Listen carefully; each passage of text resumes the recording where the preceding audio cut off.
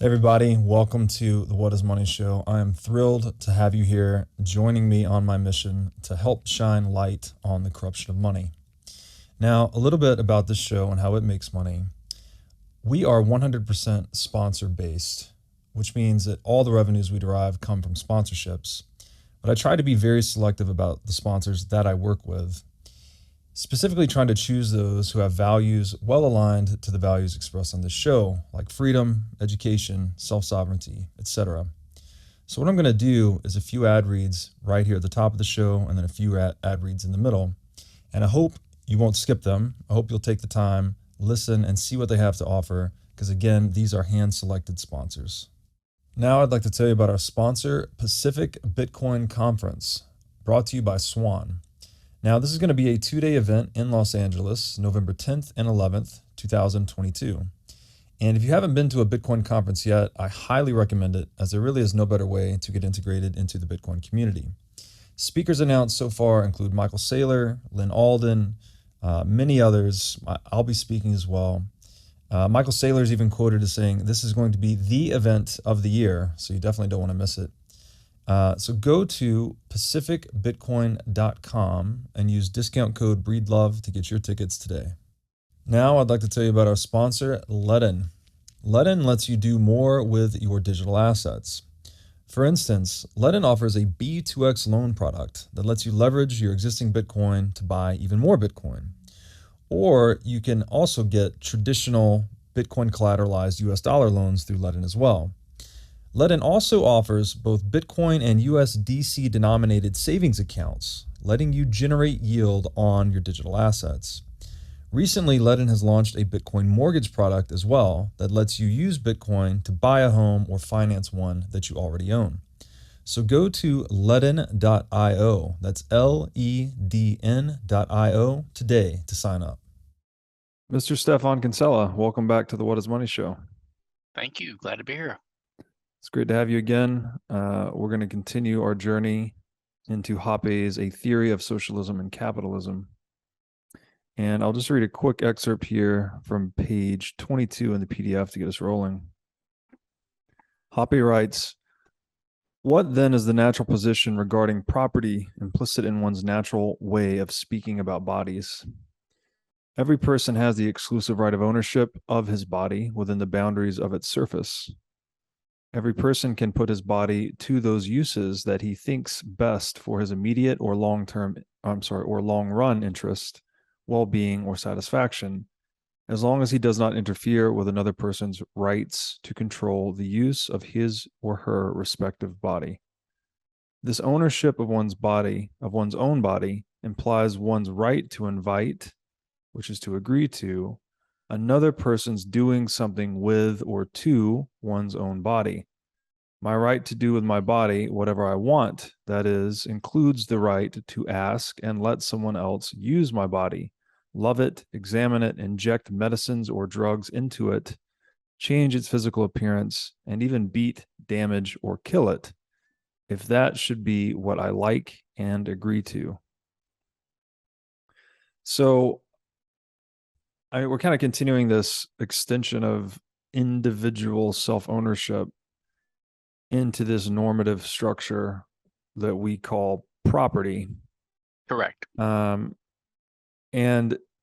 I guess the key point here is that it's consent, right? We've touched on this a number of times, but you essentially, by how do you say this, a natural reality, kind of own your own body.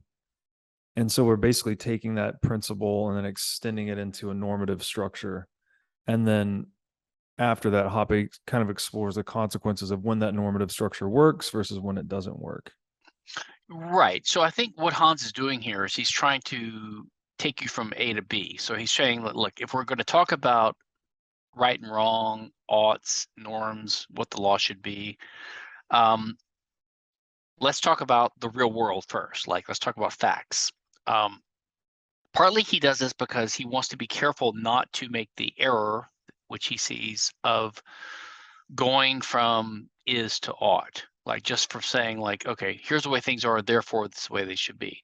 But it doesn't mean that the way things are irrelevant. So what he's trying to do is talk about the natural position. So the natural position, and you can think of that as just if you're alone on a desert island, number one, you have the ability to control your body. But if you're in society with other people, your direct control of your body gives you the practical ability to control it and to give people permission or not to use it, something like that, right? So what he's saying is, listen, if we have to establish norms, let's talk about what would happen without norms. Without norms, everyone controls their own body. And everyone uses their body to move around in the world and to homestead resources that are previously unused. This is what Crusoe would do alone on his desert island, right? So he's saying that the natural, and he's being careful here not to say that just because it's natural doesn't necessarily mean that it's the only way or the right way, but it's relevant. So the natural way is the libertarian private property idea that everyone owns their body because they control it. And that gives them the ability, or notice he puts ownership in quote marks here because he's talking about practical ability, what we would call possession in economic terms. So he's establishing the natural position, and then later on he argues that that's the only one that can survive scrutiny when you're arguing normatively about what laws could be justified. Yeah, that makes sense. And I'll read another. So I guess the point there, the natural position is that you have the ability to control your own body, which seems so intuitive and obvious, but I've had people argue against that. And so it would seem logical that, again, if you're alone on the desert island, you alone control your body, that if we create a normative structure for us to engage with one another in a sustainable, useful way, we would need to respect and acknowledge and encompass that natural position, essentially. Well, you would need to come up with an argument to overcome that. So I think, and we can get into this later maybe, but what Hans argues is that what Hoppe argues is that when you make an argument to justify a law that gives you the domination over someone else, right? So like you're their slave owner, basically. You have to recognize that you're claiming ownership in your own body on some grounds, and you directly control your own body, and you don't directly control the body of the person you're seeking to dominate. They always directly control it. So you're seeking to exert indirect control, which is like the only way to control another person with a will, with the ability to control their body, is to threaten them with some kind of consequence if they don't abide by your commands. That's the essence of coercion. Coercion means to get someone to do something that you want them to do that they don't want to do by threatening them with a worse consequence. Like, so I say, I'm going to shoot you if you don't do X. I'm going to whip you if you don't pick that cotton, whatever. So that's coercion. So you're using your indirect control over them to control them by getting them to do something that they can directly control with their body.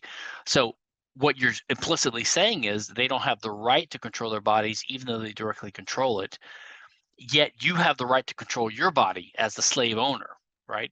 Now, why do you have the right to control your body? It must be because of your direct control, but your slave also has the direct control over his body. So like you end up with a contradiction. So I think that's why Hoppe is laying this background down here.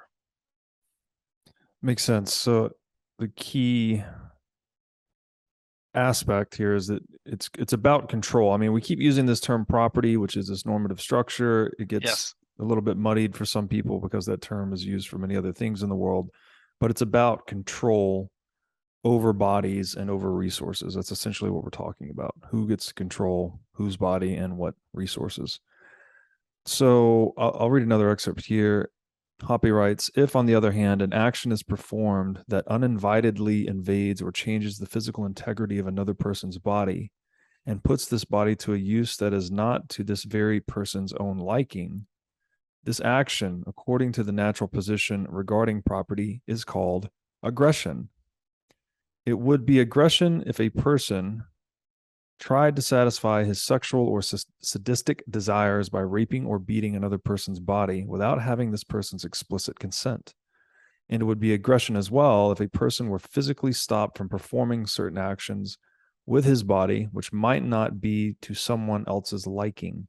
such as wearing pink socks or curly hair, or getting drunk every day, or first sleeping and then philosophizing, instead of doing it the other way around, but which, if indeed performed, would not in itself cause a change in the physical integrity of any other person's body. By definition, then, an aggressive act always and necessarily implies that a person, by performing it, increases his or her satisfaction at the expense of a decrease in the satisfaction of another person. That seems to me to be like the key point, this whole idea of consent being that both parties leave every exchange psychically profitable, or at least better off in their own perception of their context or situation. But when you remove that element of consent, that's always one party increasing their psychic profit or value, whatever term we want to use here, at the expense of another. And so the consequence of that is a net decrease to the generation of psychological profit. Well, I think that what Hoppe is doing here is he's laying down clear definitions, number one. So he's saying that, okay, we can define the natural position, and this has no necessary normative content yet. And we can make a definition of aggression. And by the way, the word aggression comes from, the standard way we think of aggression is when two people fight each other, like they physically clash over their bodies. As libertarians, we've extended that concept of aggression to disputes over other resources that we own. So if I walk across your lawn at night when you're sleeping and without your permission, we say that's trespass. And it's a type of aggression, but it's really not aggression in the primordial sense, or the prototypical sense of being a physical clash between people's bodies. So typically, aggression means I hit you, right, without provocation. So that's aggression. But that if you oppose aggression, you think it's wrong or should be avoided, that implies property rights in your body. So the correlative of that is property ownership. So the natural position Hans is talking about is aggression is the use of someone's naturally controlled body without their permission. Okay, but then he makes a second point near the end of the excerpt that you read. He's blending in Austrian insights, primarily Rothbard's. I didn't check his footnote here, but Rothbard's utility and welfare economics is what's key here. So this is the Austrian insight that profit, first of all, profit is not just monetary profit, which is one example of profit, but in general, as an economic phenomenon, profit is the achievement of an end of your action that you wanted to achieve. And presumably you get what's called psychic profits or satisfaction out of that. The reason we say that is because the reason you act is because of dissatisfaction, or as Mises calls it, uneasiness with your vision of the future that's coming that you don't like. Like you imagine there's some future that's coming that you don't want. You want to intervene in the world to change it. So that's what human action is. Human action is always the attempt to change the future to achieve a different end, an end state of affairs that you will be more satisfied with than what is coming if you don't intervene. So if you are successful in your action and you get what you wanted, you've achieved what we call psychic profit. And sometimes that psychic profit is monetary or catalectic, and sometimes it's not. If my goal is to climb a mountain to see the sunset and to reach the summit, and I do it, I succeeded, I achieve a psychic profit, my action was successful, but I didn't make any monetary gain, but that's a subset. So what Hans is pointing out here is that what Rothbard points out in that article about utility and welfare economics is that all action is aimed at a psychic profit. And so what he calls ex ante and ex post. Ex ante means ahead of time. If you're trying to achieve a certain end result, and if you achieve it, then you would call that a profit or a successful action. Now, after the fact, you might regret what you've done, but all we can say is beforehand, if you achieve what you wanted, you've achieved a profit. So you've made the world a better place because at least one person is better off. And because value is always demonstrated in action, right? And you can never not demonstrate a value. You can never have a value that you couldn't demonstrate in action. Um, when you have coercion involved, then you can never know that the actions are profitable. But if two people are voluntarily engaging in a transaction, we could say ex ante, they're both better off. So if I trade an apple for your orange, then I believe that if I get the orange, I'll be better off, and you believe if you get the apple, we'll be better off. So most Chicago economists would say, oh, it's an equal exchange. The value, the apple and the orange must be equal to each other. But the Austrians would say, no, that's not true. To me, the orange is worth more than the apple. That's why I give the apple away. And to you, the apple is worth more than the orange. That's why you give the orange to me. So if we just simply allow voluntary free trade, both parties from an ex ante point of view are subjectively better off. They both achieve psychic profit. So just by allowing voluntary trade, you increase the net sum of wealth and value in society, right? But if there's coercion involved, then you don't know that. And in fact, you can assume the opposite is true. So if I coerce you into giving me your apple, you give me the apple because you prefer to give up the apple than to get beaten or killed, but it doesn't show that you actually the guy that's being attacked is better off. Now maybe the robber's better off, but since value is not interpersonally comparable because there's no numbers attached to it, you could never say that a coerced exchange or an act of violence between people results in a net wealth benefit to society. But you can say that when everything is voluntary. So what Hans is pointing out here is that when there's aggression, that is when you violate the borders of someone's property and you coerce them to doing something, you're not making them better off. If you were making them better off, you wouldn't have to coerce them. They would do it voluntarily. So his point is there's a dovetailing of the economic idea of value and creation and psychic satisfaction and wealth and prosperity with respecting natural property rights. So that's what he's doing here. He's laying the groundwork for all this. Yeah, so simple, but So simple, but takes a lot to sort of unpack it if it's not immediately clear. That's the problem. Yes, and there seems to be this, I guess, human predilection to want to try and control outcomes rather than just letting people be free and consensual. There's some managerial instinct maybe where people just don't tend to believe this self-organization is possible, but I think the reasoning is very sound.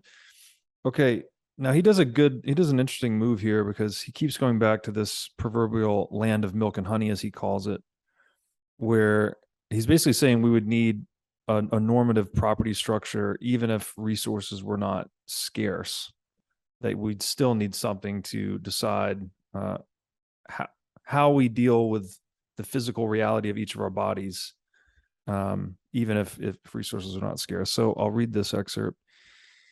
Hoppe writes, even in the land of milk and honey, people evidently could choose different lifestyles, set different goals for themselves, have different standards as to what kind of personality they want to develop and what achievements to strive for. True, one would not need to work in order to make a living, as there would be a superabundance of everything. But put drastically, one could still choose to become a drunk or a philosopher, which is to say, more technically, one could choose to put one's body to uses that would be more or less immediately rewarding from the point of view of the acting person, or one could put one's body to such uses which would only bear fruit in a more or less distant future. Decisions of the aforementioned type might be called consumption decisions. Decisions, on the other hand, to put one's body to a use that only pays later, i.e., choices induced by some reward or satisfaction anticipated in a more or less distant future, requiring the actor to overcome disutility of waiting, since time is scarce, might be called investment decisions. Decisions, that is, to invest in human capital, and the capital embodied in one's own physical body. And so I guess that, I mean, are those two types, is every decision either consumption or investment in that way, that we're either consuming capital or we're creating capital? I think what he's doing here is he's engaging in the sort of Kantian Austrian tendency to categorize things by ideal types. Also, it dovetails with the subjective idea of value. So, for example, in another essay, maybe in this book, I can't remember this one or the other, but so the Austrians emphasize the fact that value is subjective, which means the value of a good is determined by the way that actors regard it. Okay, and also the character of a good as being classified as producer or investment or consumption good, or a capital good or a consumer good,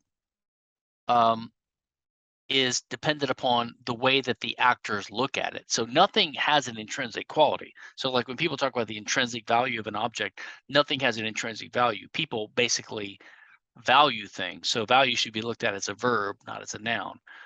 And by the same token, if I have a car, my car could be viewed as a consumer good or as a consumption good. If I enjoy the car, I enjoy driving it. It's a consumption good. It's something I enjoy in the present, and it's like the sum result of my actions. It was the reason I saved to get a car so I can have a car to drive, to have that experience, or to drive it.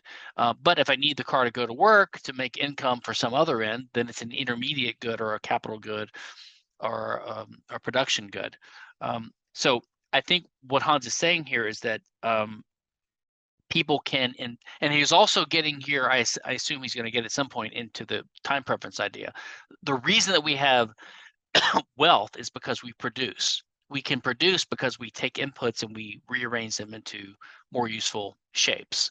But we can do that more and more efficiently in an economic sense if we take a longer time horizon, right? That is, instead of immediately consuming everything hand to mouth as soon as we get it, some of it we put aside and we save, we defer consumption into the future, and we use that thing to make a greater quantity of things available in the future. Like if you instead of picking berries and living off berries and being a nomad, you plant crops and you wait a season or two and then you reap the harvest there.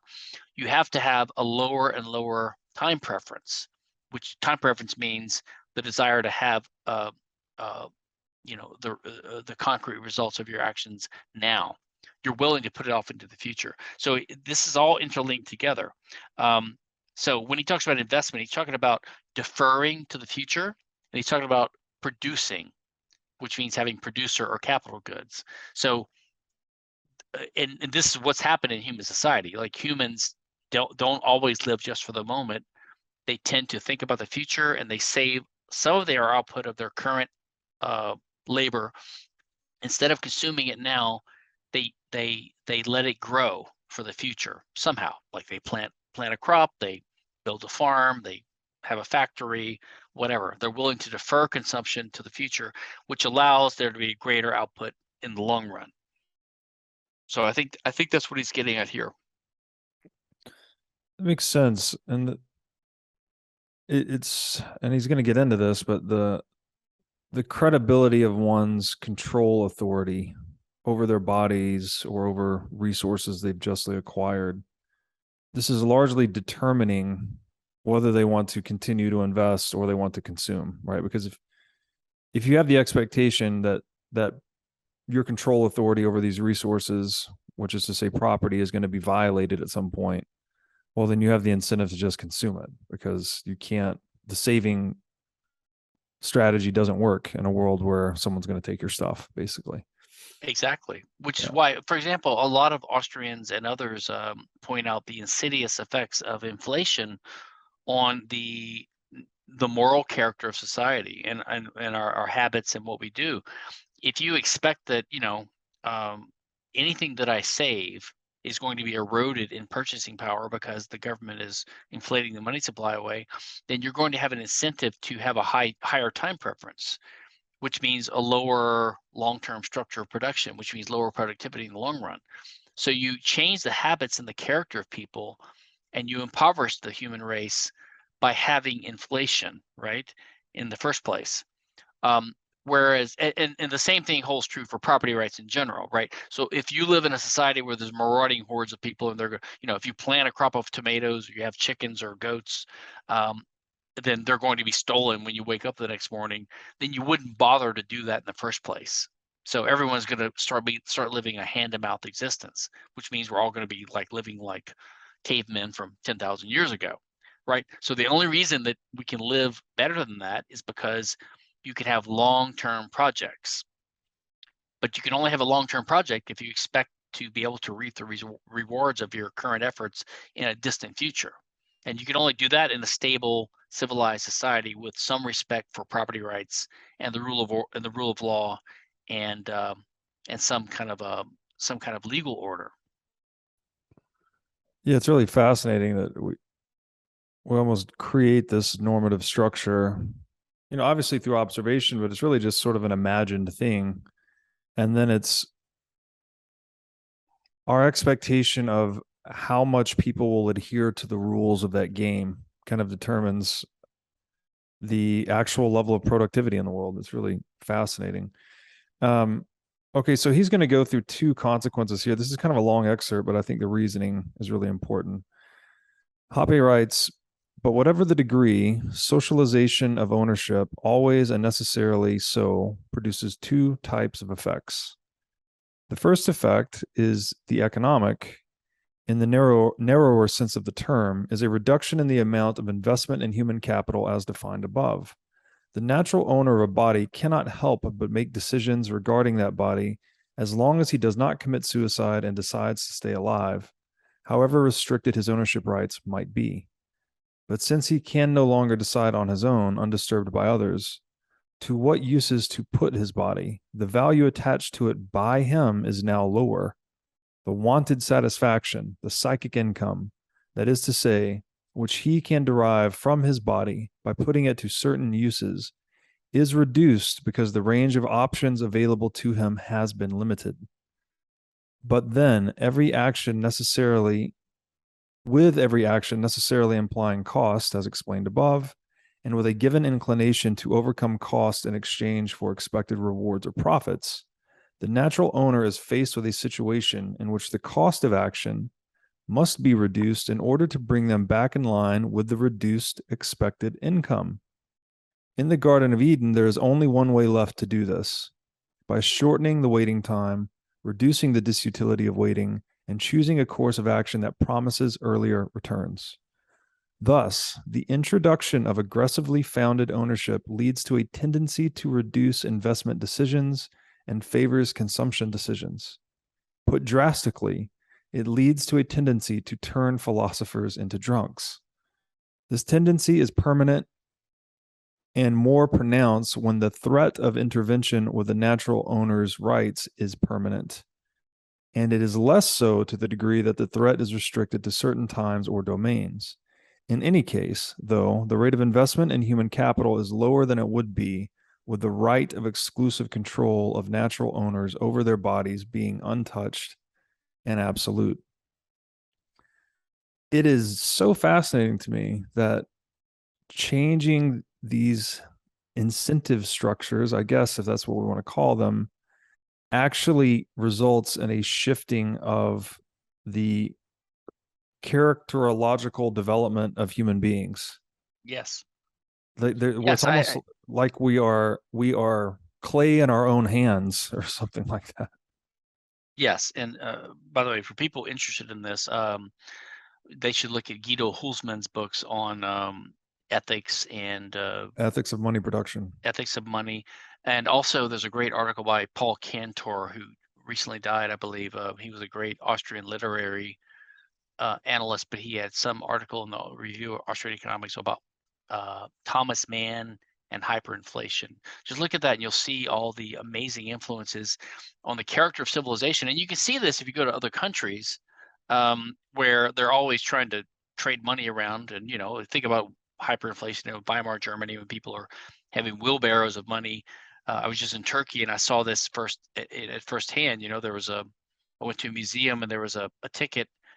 It was like, I don't know, 75 Turkish lira, but there was a sticker on the ticket. If you peel the sticker off, it said 20 lira. Like you could obviously they're having to change the prices every couple of months because of this crazy stuff, and it happens in the U.S. too, and like in Western countries too. Even though the inflation is not quite as severe yet here, but you have this tendency of people to go now, right? Because life is for the present. You get out of college and you take a mortgage out for a big house and all this kind of stuff. I mean, who knows? Society, my guess is in society in the future that was a Bitcoin society, right, where we had low time preference and no zero inflation. In fact, we had price deflation, which is a good thing, contra the free bankers and the Chicago types, constantly falling prices. I can't see why people wouldn't just, get out of high school or college and start working, save up money. They rent an apartment for a while, live with their parents. 5 years later, you have enough money to buy a house. You just buy a house for cash. Like I could see the entire industry of loaning and credit disappearing. Like the character of people, their attitude towards it might change radically. We don't know for sure. By the way, for the people following along, just to let them know, we're on page 26 and 27 of Hoppe's Theory of Socialism, Capitalism. I think the latest edition, right? Yes.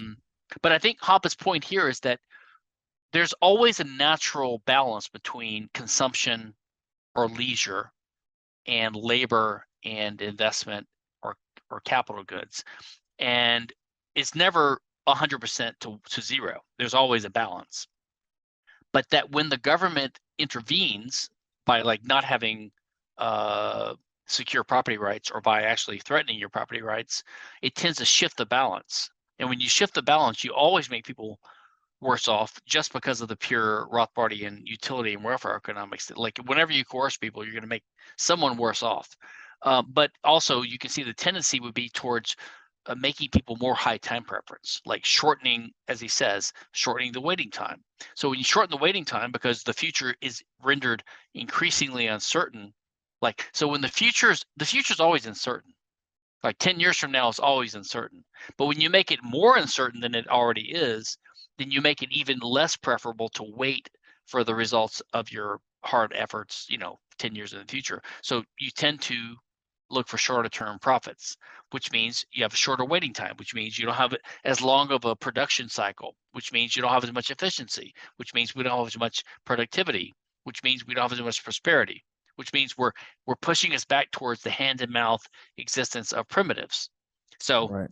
all he's saying is that if property rights are not respected, you have a distortion in the economic allocation of goods and activity, and we're less well off because of it. Whereas if, on the other hand, if you have a system of high, widespread respect for property rights, institutional respect for property rights, people will have a lower and lower time preference and will have more and more material prosperity and harmony in society. Yeah, it's brilliantly said. It seems like we either engage in kind of this vicious cycle of decivilization, right? Less and less predictable property, let's say, or we can engage in this virtuous cycle of really strong property, which allows us to create more wealth, which then lets us lower our time preference even more, right? Because the more bulwark you have against that uncertainty of the future, the more you can engage in long-term economic planning, basically. And so that comes in the form of, we could look at when you understand that changes in the money supply are just really violating property, right? Unexpected changes in the money supply are a violation of property. Then you come to understand the value of something like Bitcoin that has an unchangeable money supply versus something like the dollar, where we just have no idea. We don't even know the supply right now, really, much less 10 years into the future. So what's the punchline there? I guess in dealing with this eternally uncertain horizon of the future, we need things with maximal certainty to best cope. Well, let's get something straight here, I think. So you said unexpected and expected. So the relevance of whether a change in the money supply is expected or unexpected might have a bearing on economics. Like I think some of the free bankers would say that As long as you know, or even the Chicago guys, as long as you know what's coming, you can plan around it. And that is true. And it might have a less disruptive effect on the business cycle or on the economy. But whether it's expected or unexpected, it's still a transfer of wealth. It's still a redistribution of wealth. So even if it's totally expected, and you know that like every year the Fed is going to print 3% more of the money supply, it might not cause a business cycle. I don't know. I think it would actually, but let's say it doesn't do that. But even if it's expected, you can plan around it. You can predict the inflation rate and the interest rate because of all this, and you can adjust to that. It still results in the theft. It still results in theft because when the government forces everyone to be part of a legal tender monetary system, everyone's got to deal with that money. They have to use it to pay their taxes and to make purchases. So everyone's using that money. And to the extent that they hold it, its value is always being degraded by the amount of inflation of the state printing new money. So their purchasing power is being eroded, which is a disguised form of theft. You're basically stealing purchasing power from these guys. So even if it's expected, you can't escape. I mean, only if no one ever held money would it not have an effect. But if no one ever held money, we'd have hyperinflation because money would never sit anywhere, right? It would be flying around at an infinite velocity, right? But everyone always holds some amount of cash because you have to account for the future uncertainty. So I just want to point out that whether or not we can predict what the government's going to do with their expansion of the money supply, it always, always, always results in theft. No, that's an excellent point, and that indeed that's the only thing it can do. I guess if people realize that one point, we could. What did Henry Ford say? We'd have a revolution before tomorrow morning. Well, if it didn't result in theft, the government wouldn't do it. So, right. I mean, yeah.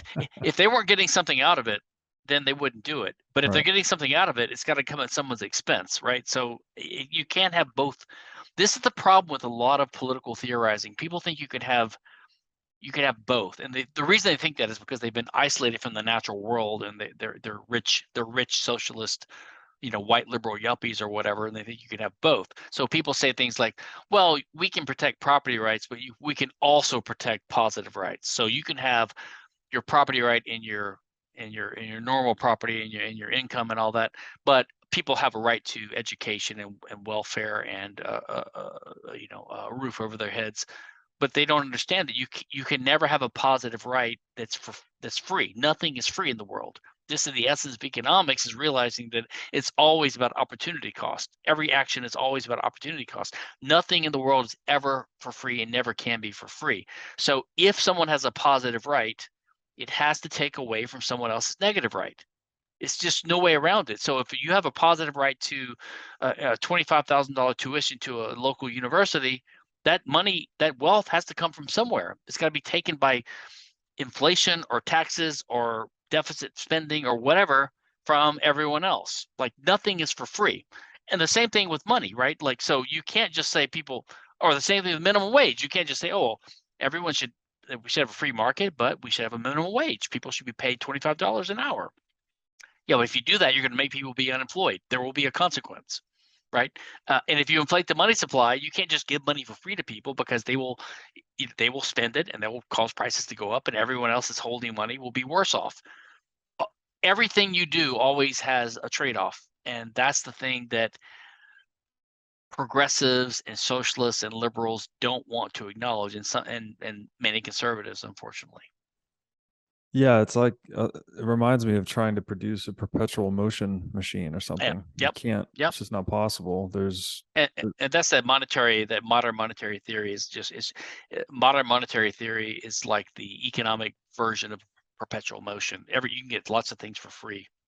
Right. And they want to take it out of this so-called slack in the economy because of market failures that they can fix, which is also a pipe dream and bullshit. Yeah. I mean, doesn't reconcile with thermodynamics that there's no free lunch in the universe. No. And the way I like to commonly break this down is that every right that someone enjoys is someone else's responsibility, right? If you have a right to 3 hot meals a day, well, then there's some chef that's responsible for preparing those meals. And that does seem to be a point that's lost on people, I guess, due to the ivory tower isolation. I think they lose that because So what you're saying is what the legal theorists say. There's every duty is correlative with the right and vice versa. Like there's always a correlation. There's a correlative version of that. But I think they lose sight of it because of this intermediary of the government. Like the government just steps in as this kind of omnipotent force. And you can see this when people say things like, if we abolish the state welfare system, can we libertarians say, well, there would be private charity. Can you guarantee that private charity would be there? And we say, well, no, you can't guarantee it. But what they're thinking is that the state can guarantee state welfare, but state welfare is not guaranteed either, right? Because Social Security is going broke. The government might collapse. So there won't be Social Security for these people either. So there are no guarantees, but again, because the future is uncertain. Yeah, no guarantees. That's wise words to keep in mind, especially these days. Now I'd like to tell you about our sponsor, CrowdHealth. CrowdHealth is a Bitcoin-enabled alternative to legacy health insurance. Now let's face it, legacy health insurance is an absolute scam. Nobody can explain this better than the legendary comedian Chris Rock. Insurance. You got to have some insurance. You got to. That's an insurance. They shouldn't even call it insurance. They should just call it in case shit. And I give a company some money in case shit happens. Now, if shit don't happen, shouldn't I get my money back? So with CrowdHealth, instead of just paying premiums that you'll never see again, you can hold part of this pool of savings in dollars and in Bitcoin through CrowdHealth. And when you have a health event, you can draw against this pool of communal savings. So go to joincrowdhealth.com/breedlove to learn more or sign up.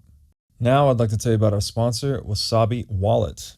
Wasabi lets you use Bitcoin privately while still maintaining full control over your money. Specifically, Wasabi Wallet is an open source, non-custodial wallet with privacy built in by default.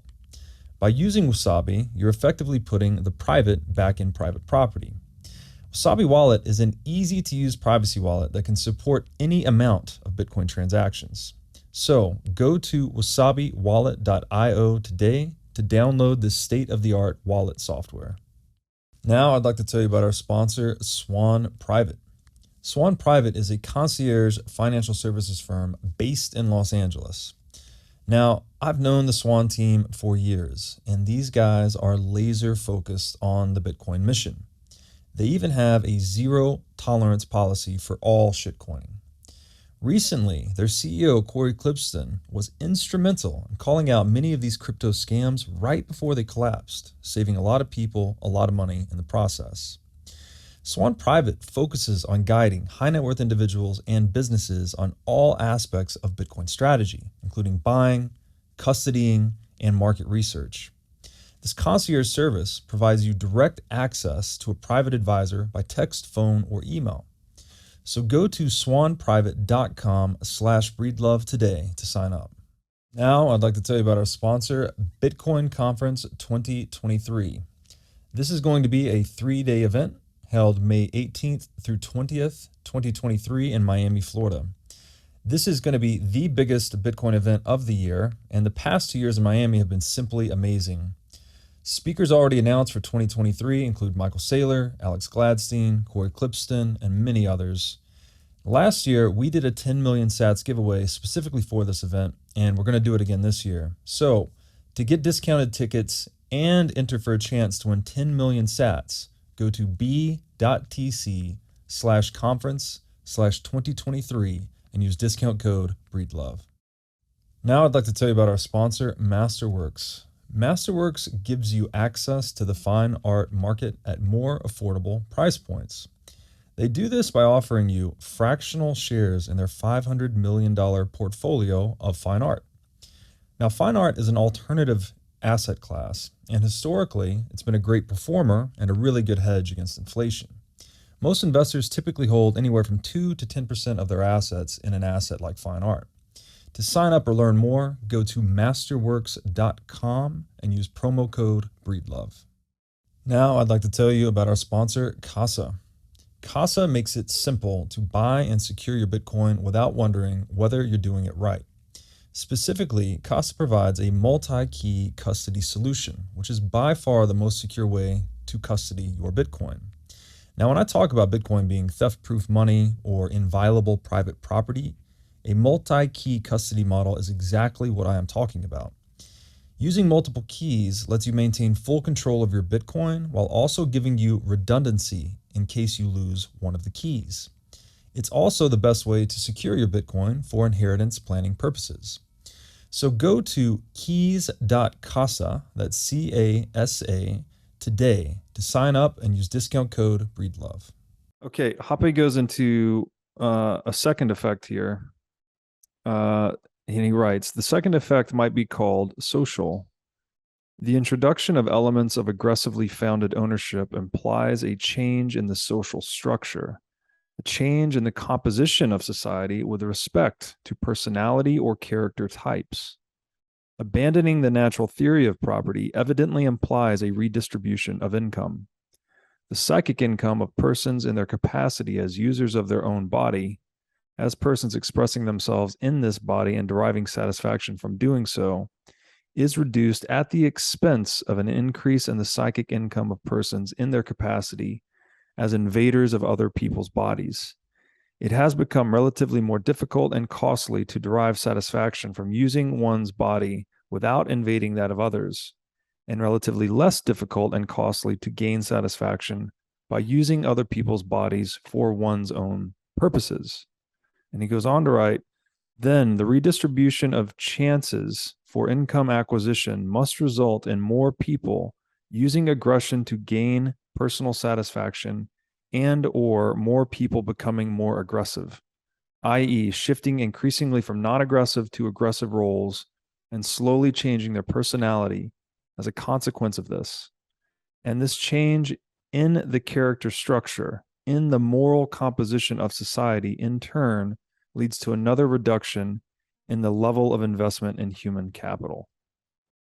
I mean, this is just, again, mind-blowing to me that we almost see like the incentive structure that we are inhabiting percolates up through our personality and character development processes. And I don't know, just it's a kind of a paradigm shifting way to look at the world that people are often talking about good people versus bad people, but it seems more to me like people, their goodness or badness is an emergent property of the incentives they inhabit. Yeah, it's a response to the environment in part. I mean, what can you say about this? This passage is so concise, so powerful. It's so hard to argue with. Basically, what it means is that there is a descriptive, factual aspect of the world, the way people actually act, right? That's the natural position. And that if we recognize that and support it and protect it by law and by widespread social agreement, then it supports what we see as the virtuous characters of man, right? Low time preference, generosity. If you're living a hand-to-mouth existence and you're working 18 hours a day just to stay alive, get enough calories in that you collapse at the end of the day, there's no time left for contemplation or the arts or culture. It's an animal-like existence, like our ancestors no doubt unfortunately had to live through. But when we start producing and having profit, right, and having then civilization can emerge, and we can live as true human beings, as civilized animals in society with each other. But that's only possible to the extent that there is a widespread social and legal recognition of our rights that allows us to plan for the long term and allows us to start thinking for the future and allows us to have a surplus of wealth that we can use for leisure time, right? And to treat each other as fellow people we can trade with and benefit from in the division of labor, instead of as potential enemies and all fighting for the same scrap of food. It all goes together. And so most of us are living on the spoils of the last few hundred years of the remnants of this sort of organically derived private law civilization, which is being systematically eroded by modern democratic welfare states and legislation and taxation and inflation. And we need to be aware of where we came from and what we stand to lose if we don't protect in an institutionalized, systematic way our property rights. It's all about property rights, which comes from a respect for each other and respect for property rights, and it's mutually reinforcing, right? The richer we are, the more willing and tolerant we are of each other, and the more willing we are to respect each other's rights. If everyone is fighting to survive, you might start stealing from your neighbor, but you wouldn't if everyone is rich. We would all be generous to the poor people that are occasionally pop up. So we want to keep moving in that natural cosmopolitan progressive direction that a liberal order of trade and commerce and capitalism can produce. And for that, we need Bitcoin. Sorry, not to plug Bitcoin, but we need sound money. Sound money is the key to all of this.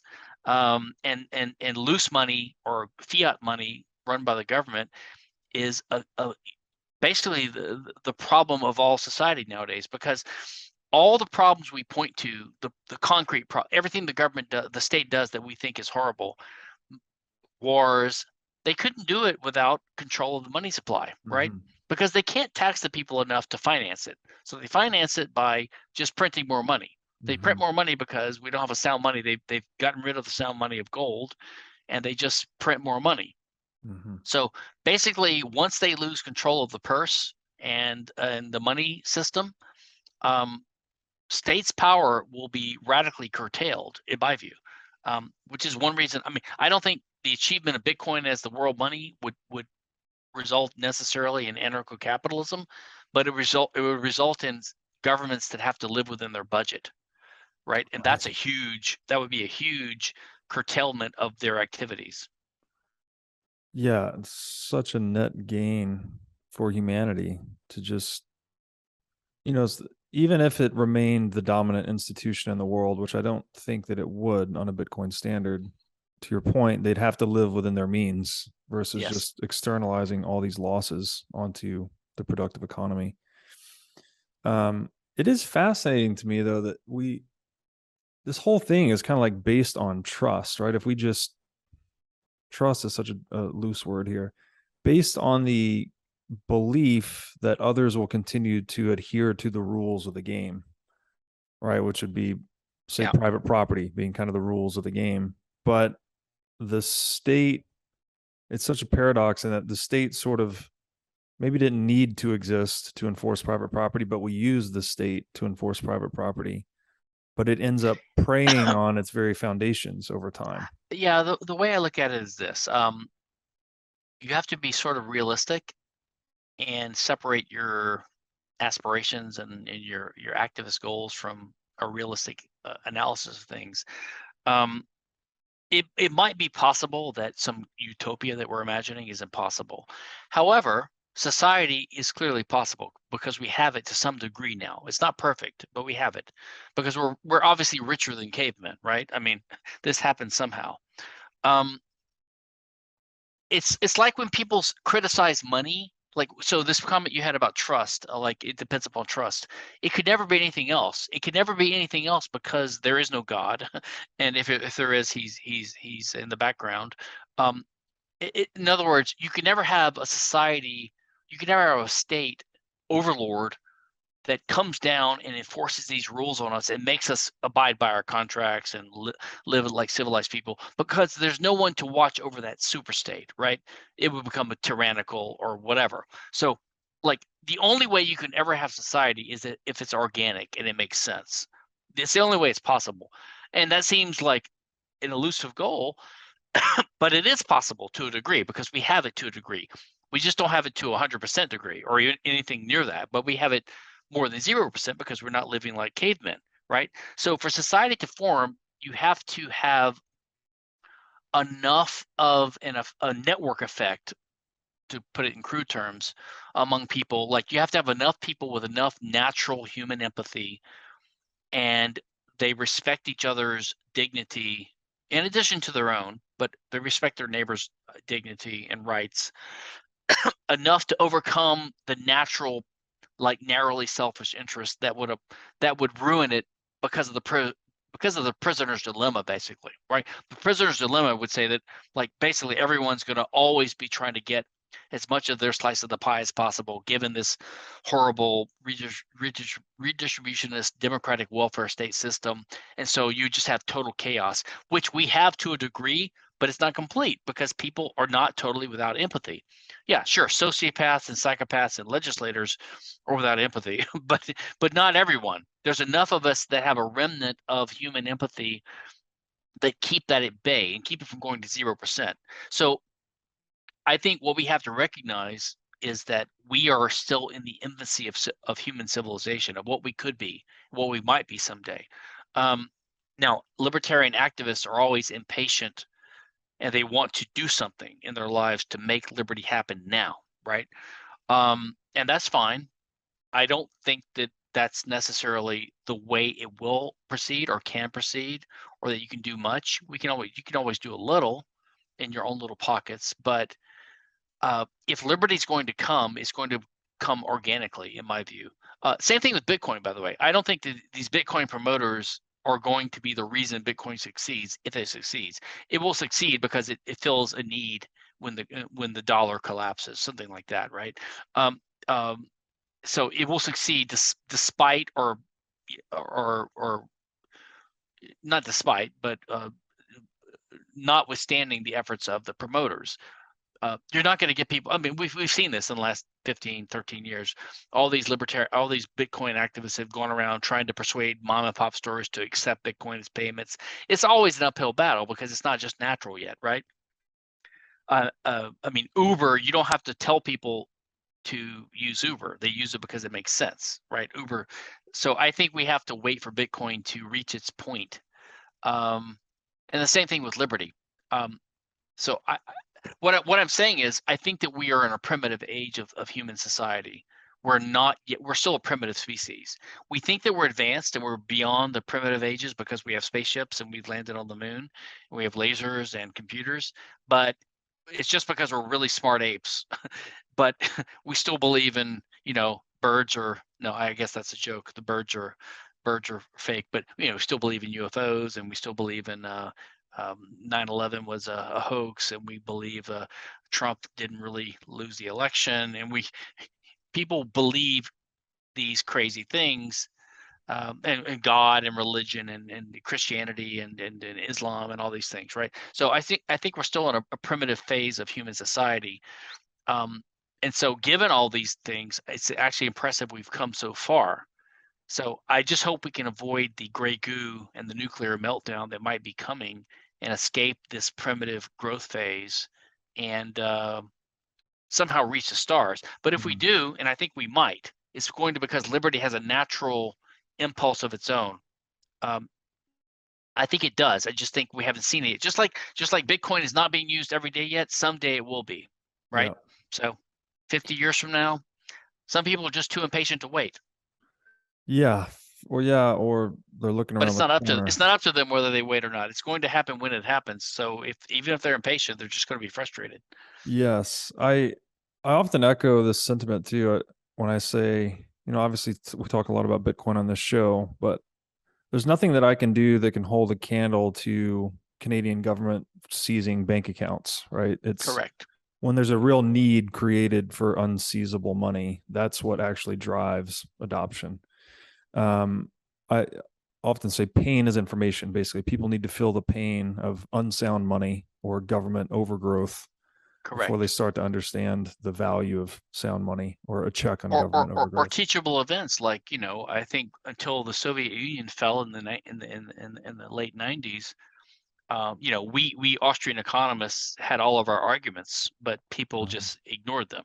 Mm-hmm. But when it fell, there's a teachable moment, like everyone realized, central command of the economy doesn't work. It doesn't produce the goods. Right. They don't really understand why, but they see that now, right? So that just the collapse of the Soviet Union was a huge teaching moment that none of us could have equaled. Right, for sure. I have a question. So I've been reading this book. It's called Inventing the Individual, and it's making a point that, and now we can throw out all the theological, we can throw out the historicity even of whether Christ was God or whether he even existed as a human, and we could just say it's part of the structure, the mythological substructure of Western civilization, right? The Christ story.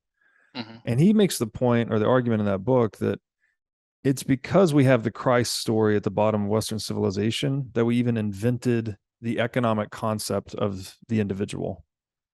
And so that led to the promulgation of private property rights. And then that's obviously what created the capitalistic success story that the West has been.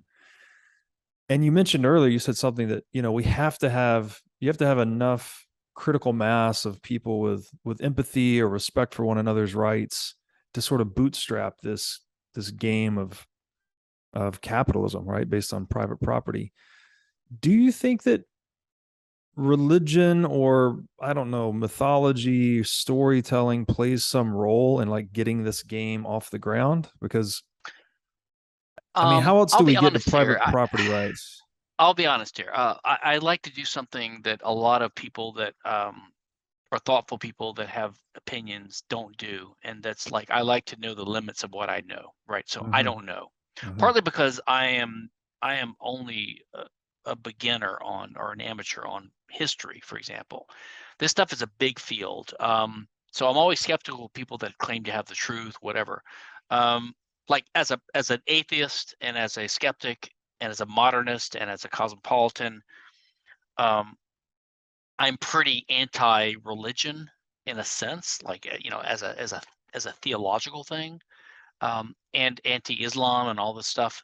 I yearn for a future where people they've set aside these primitive, unscientific views, and they're more progressive.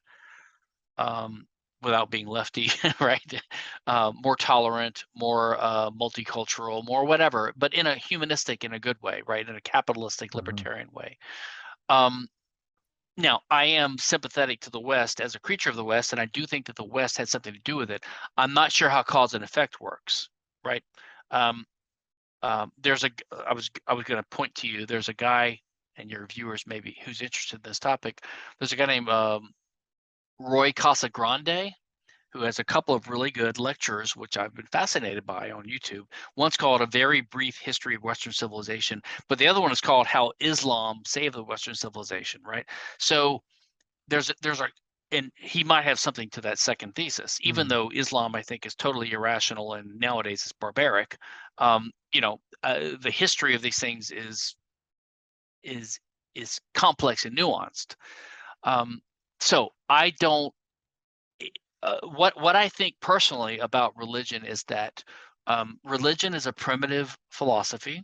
I can understand why primitive humans come up with this, and then it's adopted by the powerful people as a means of control and to entrench their power and to convey ideas, right? Why does the sun come up? Because of the sun god. It's not a very good explanation, but it's like a crude explanation, right? Why is it going to rain? How can we affect that? Let's do a rain dance, all these kinds of things. But over time, I think that because people don't have an advanced modern scientific mentality, their moral views, which are mostly sound, like don't steal, don't lie, don't be profligate in your actions, don't be lazy. You embed these norms and these morals in your religion because that's the dominant way you spread these ideas. So I think that, and that's the way you make religion spread too. It's not going to be attractive if it's just full of arbitrary commands. So you have to embed in it common sense things people sort of think. So over time, religion becomes both a carrier and a conveyor of norms, right? No, and so what's the difference between the Christian and the others? I don't know, but the Christian one happened to be the one that became dominant in the last 2,000 years. So that's going to, of course, convey, respect for each other and that kind of stuff, which in the end leads to a type of property rights in a legal system and justice and this stuff, which leads inevitably to capitalism. So I think any civilization of monkeys that evolves is going to tend to stumble across some language that will convey natural principles of justice, right? Whether it's Christian, Islam, or Zoroastrianism or whatever, I think it could have been any of them. That's my guess. Now I'm speaking as pretty much a naif on religious systems and history, but that's my inclination. But that's all I'll say there because go ahead. Yeah, I know it's the rabbit hole of all rabbit holes. One last general question about it though. Do you think then there is a natural progression, as in assuming an ape like ourselves exists on a planet, that we develop language that maybe religious, I guess religion, and then it's probably spoken tradition, then written tradition, then religion, then social institution, then philosophy. Like, is there a natural progression to these things? Is that how you see it? I do. I mean, I'm not a what do you call it? The Whig theory of history. I think it's always positive, but I think that to the extent that we achieve civilization and we advance, we go through different stages and they're natural. And if we have a chance in the future, it's going to keep progressing with some setbacks, no doubt. Sure, I think the language doesn't matter. It's like if you think of like the way Kantians and Aristotelians describe things. I think that they think they're on odds with each other, but it's like guys grabbing different parts of the elephant. Like they're describing the same reality. And if we ever meet a species from outer space, which I think we never will, because I think they don't exist, and they could never get here if they did. That's my skeptical view. But if they did, they would have a different language, but if they got here, they would have already mastered certain laws of physics and engineering principles. They would have different language for it, but they'd all be describing the same thing, just like, different languages. Ultimately, people of different languages can talk to each other because interpretation is possible. Why is that? It's because the language is the embodiment of a conceptual level, and we're all conceptual beings, and we're all conceiving and perceiving the same reality. So you have to be kind of a realist to have this kind of view. So I think that like the Kantian terminology for philosophy and the Aristotelian, they seem different, but they're pointing at the same reality. That's why they dovetail. Consequentialism, utilitarianism on the one hand, and deontological thought for libertarians on the other, they dovetail to the same thing because they're different ways of looking at the same reality, right? So I think that ultimately the details are irrelevant. They can affect history for a time, right? And the details, but the broad sweep of things I think would be the same no matter what. I mean, I happen to kind of think that if Christianity had died out as another cult and paganism and Romanism had just stayed in place, maybe the world would be a better and different place now. But you never know. But in the end, it wouldn't make a difference. 10,000 years from now, 1,000,000 years from now, would it really matter if we're going to succeed as a species? So right. Yeah, I guess these are my sci-fi ideas. Yeah, I mean, I don't claim to be an expert on them. Everything I said here has a caveat or an asterisk on it. You're in the right place for the sci-fi ideas. So we like I love sci-fi. I just think we should keep sci-fi distinct from reality. So yes.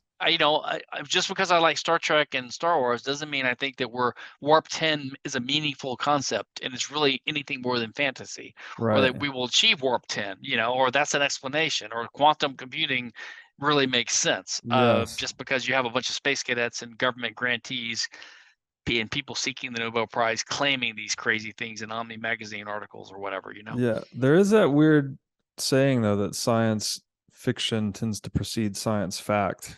Right, that we do kind of need some imaginal thing to work towards, even if we're not going to achieve warp 10. Maybe dreaming up warp 10 helps us get to warp 1 or something. Correct. Like that. Of course, imagination and motivation, and not only that, there's a tendency that the skeptics point out, which is when they debunk all these psychic powers and these things. There's a tendency of people to be bamboozled by charlatans because they're not doing a systematic analysis of the claims being made, and the people making the claims they're either good at cold reading, or you're doing what's called counting the hits and not the misses. You see this all the time in private life. People say like, it's funny how I had a dream last night about this and it happened the next day. It's like, yeah, but what about the other 10,000 dreams you had when they didn't happen, and it just didn't occur to you that it didn't happen? Mm-hmm. So like the ones that you notice are the ones that happened. Right. And so you give undue influence or importance to them, right? So people tend to count the hits and not the misses. But if you want to do truly scientific analysis of, statistical correlations, you need to count everything. And people, of course, don't do that especially with anecdotal experiences. So they tend to interpret the world in a mystical way. Like they'll say, well, this medal my aunt gave me has a certain significance to me, and when I go to this pond and I remember her, I get this feeling. And so, like, okay, that's fine if you want to format your life that way, but don't delude yourself into thinking that's really the way the world works. Right. You can live your life by whatever little things, that memories and things that please you.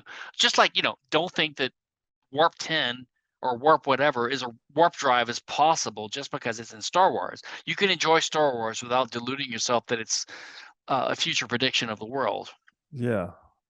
Yeah, it's a great point. It's funny though, but it seems like we have to, we live in the conceptual spaces, as you said, due to language, right? Once you're using language, we're living in some shared conceptual space. So we're living in a story of some kind, some shared story, and that's where the normative structure comes into play.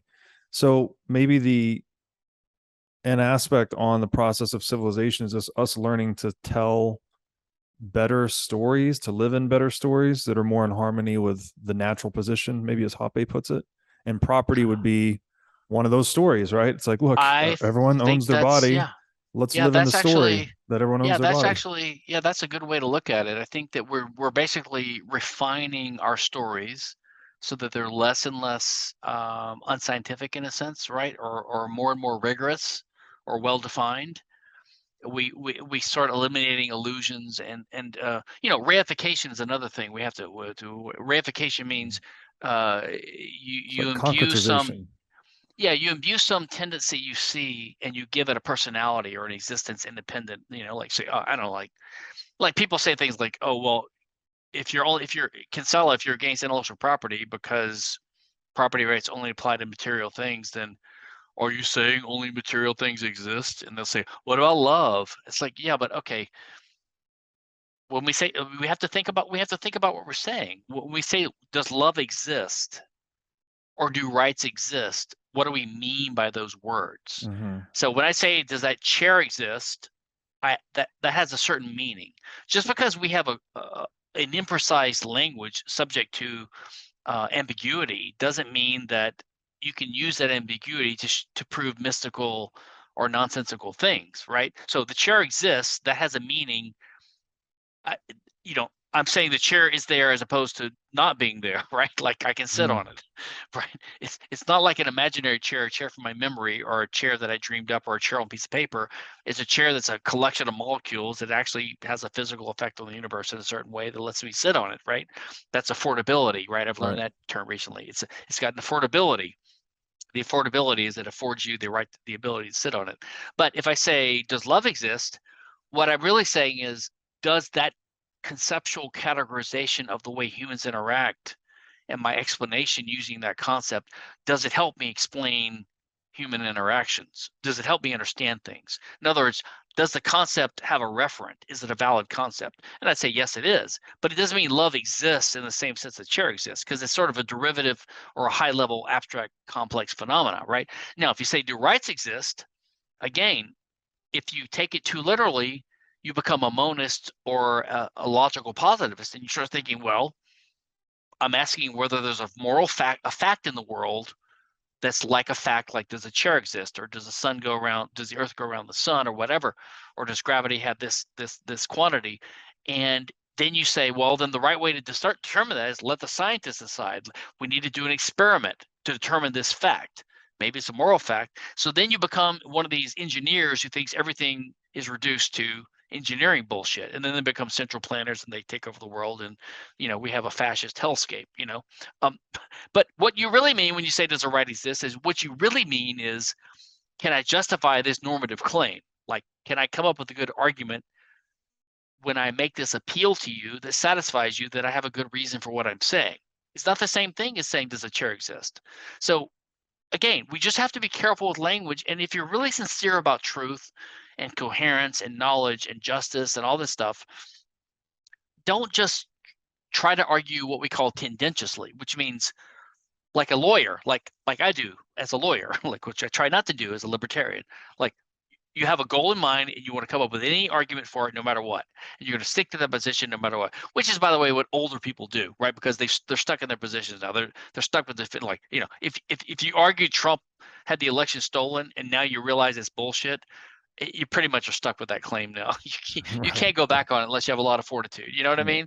But if you're open-minded and you're really seeking the truth and you're principled and you have integrity and you have confidence in yourself, like, hey, I make a mistake on occasion, I can revise my views when the information changes, then that's your pursuit. But if your pursuit is like to argue this case no matter what, you're arguing like an advocate, like a lawyer in court, or tendentiously, you're not really trying to get to the truth of things. And I don't know why people would do that. I don't know why you would be involved in this whole endeavor of trying to understand society, sociology, philosophy, economics, political theory, none of which pays a dime to most of us, right? Why would you do this? It's a hobby.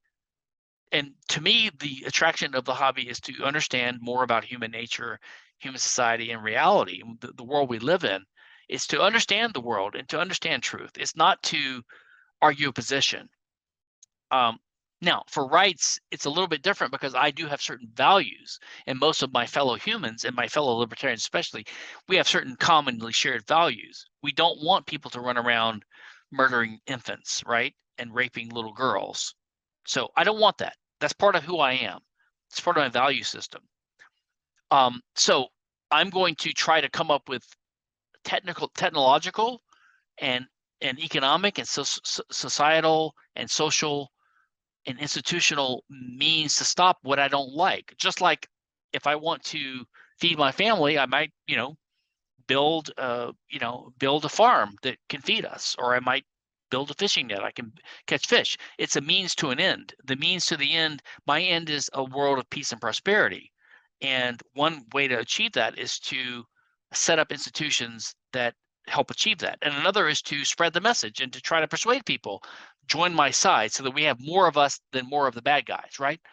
Nothing wrong with that. Nothing dishonest about that at all. As long as you acknowledge that it's a normative endeavor and you're trying to achieve your ends by allying together with like-minded people.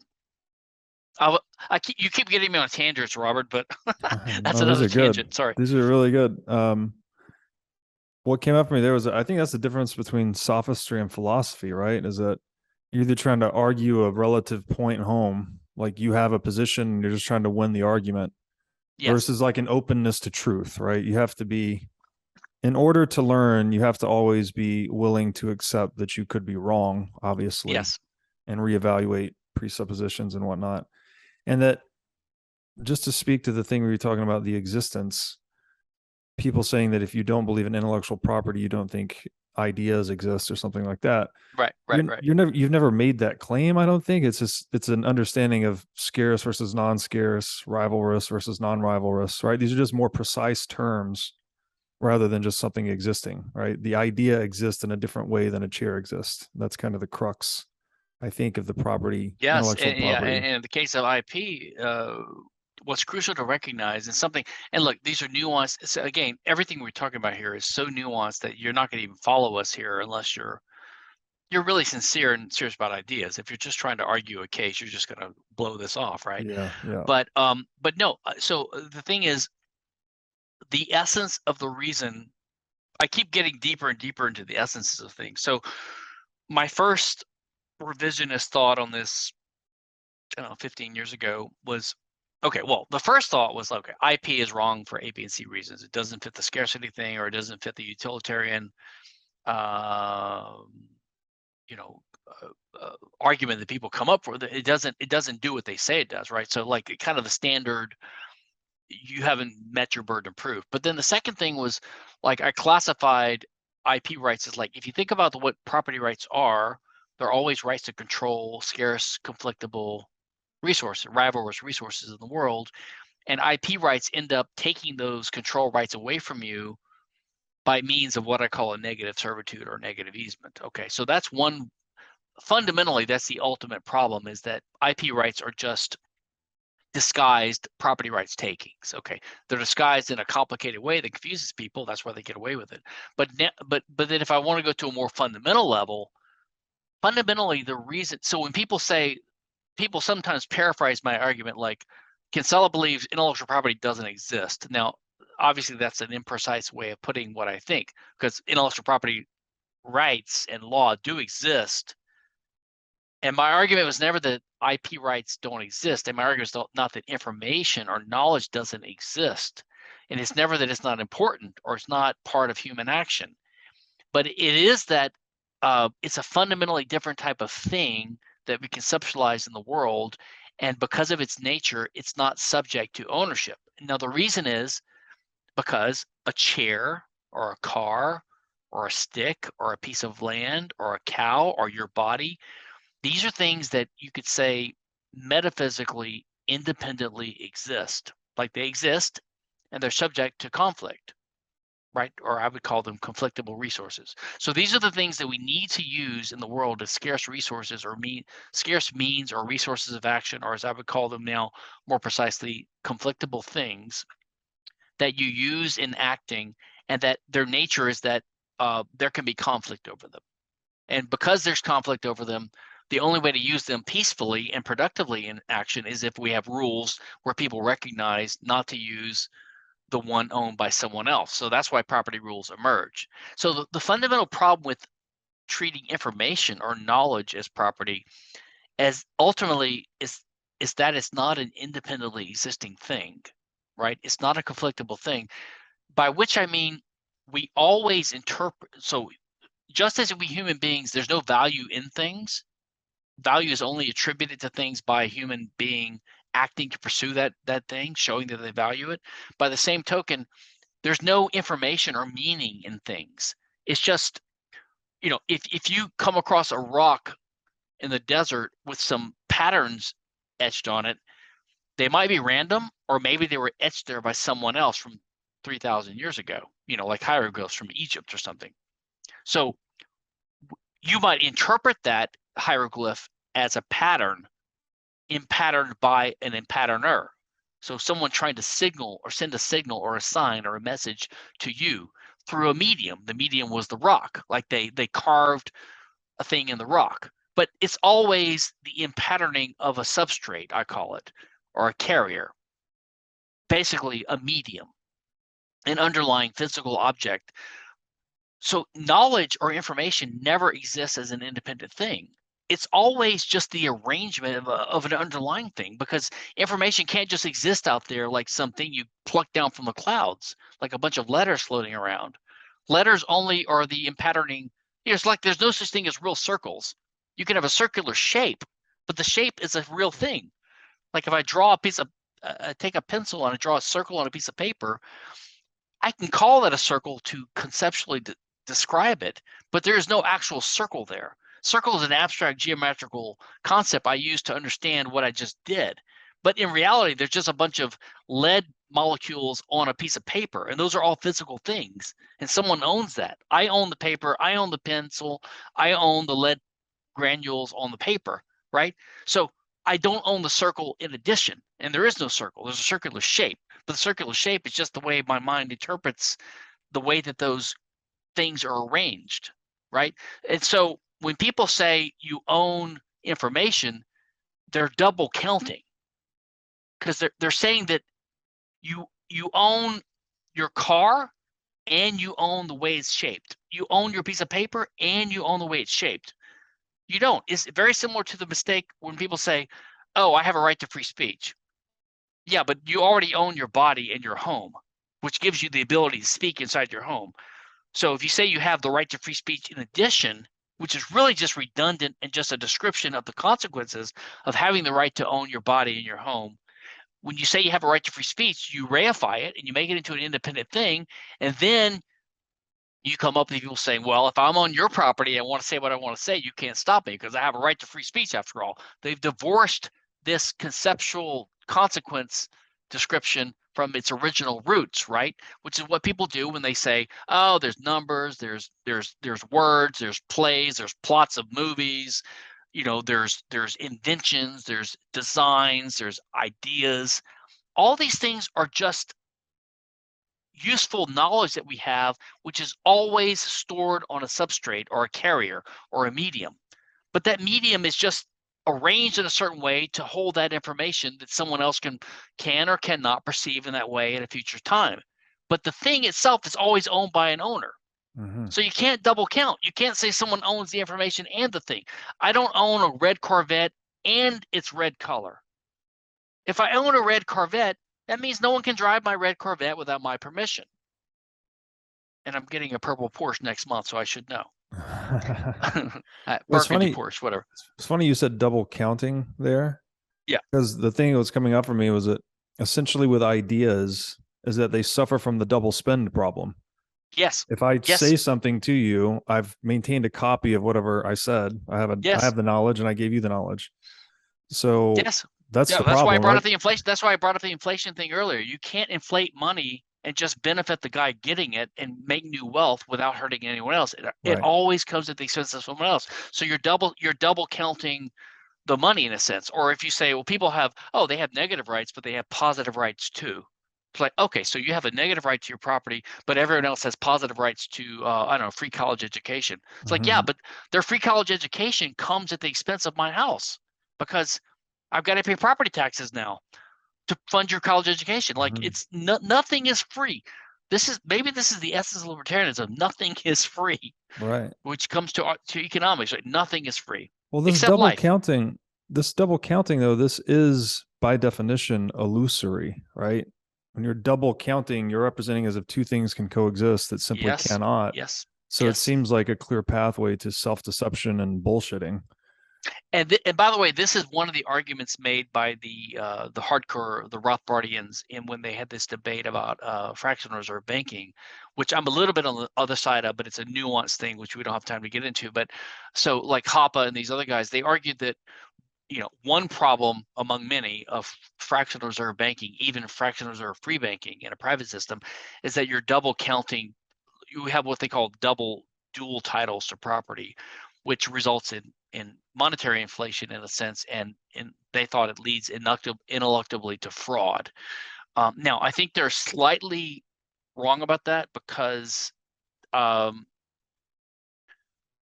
it's not double counting if every aspect of the interaction is consensual, right? So if a bank customer deposits money into a bank and he is told that the money he's lending, it will be loaned out, then he can't later play stupid and dumb American and say, oh, I didn't know you were going to loan it out. I thought I had it. It's like, well, how do you think you're making interest, dude? I mean, you're making interest because the bank is rehypothecating it, right? They're loaning it out. So I don't feel too sorry for that guy. I don't think it's fraud necessarily. So I'm a little skeptical of the double title thing, but the essence of the idea is there. And usually there's actually not adequate disclosure. So I think it is tantamount to fraud because bank customers do think they have their money in the bank because there is FDIC insurance. It says, oh, you put 100,000 in the bank, you get, what do you get now? 0.002% interest, but you used to get 3% interest or whatever. How do you think you're getting interest? I don't know, but the FDIC guarantees my deposit, so it's still quote there. So the government has messed all that up. Anyway, but you're right. There's a key mistake people make all the time about this double counting, and it can lead to. Look, there's nothing wrong with over determination if you're aware of it. Like you can have multiple causes of a thing. You can describe things with multiple different directions to understand it, but don't make the mistake of treating them as independently existing, like reification. Like don't make that mistake. My final lesson to everyone: don't make the mistake of reification. That's a great point. And don't be tendentious. So to try to just put a button on, I guess, a little bit of the end of our conversation here, we need more useful stories to live inside of, normative structures. I've also called these symbolic structures. I don't know. There's just something that we're creating in this conceptual space that we inhabit together. The better stories seem to be related to precision of terms, but we have to be a little bit careful that we also have to understand all terms as provisional at the same time. There's never some final precision with a term. That, as much as we may try, all of this language is just provisional to its purpose, something like that. I like that. I agree with that provisionally. Great place to end it. Stephan, this was brilliant as always. Thank you again. Thanks, Robert.